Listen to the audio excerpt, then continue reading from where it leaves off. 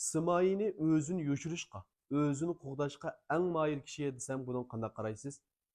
Üç Padişahlık degan kinoni ko'rgan do'stlar, balkim mundaq bir voqealikka diqqat qilgan bo'lishinglar, ko'rib o'tgan bo'lishinglar mumkin.仲达，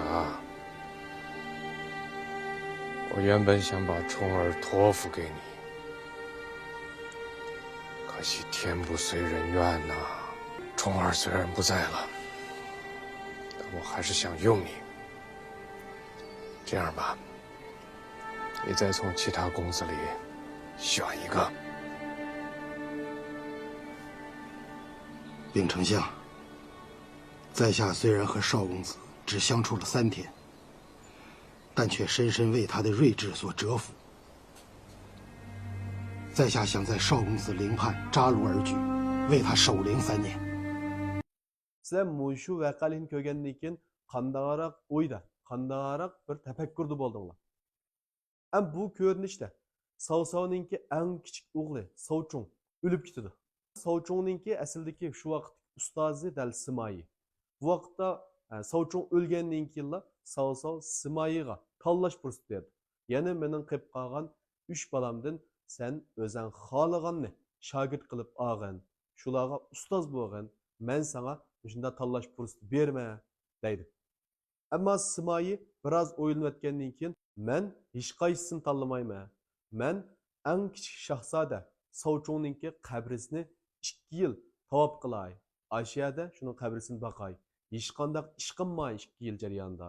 Sen menga hech qanday ish bermagin deb boshqa o'g'illarga ustoz bo'lish fursatidan voz kechdi.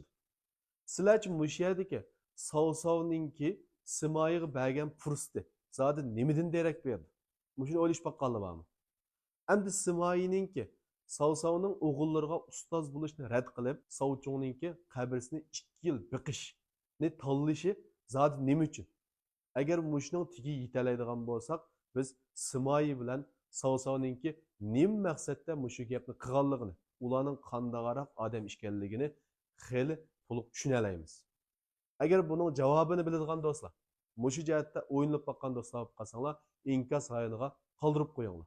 Biz endi mush 3 podshohlikdagi Savsov, Simayi, Zhugolyang, Liu qatorliq mush iqtidorli kishilarningki har xil tafakkurlari, odam boshqarish usullarini yig'inchoqlab turib, Qashqar shahrida 21-yilda bir kunlik naq maydon dars uyushtirdi.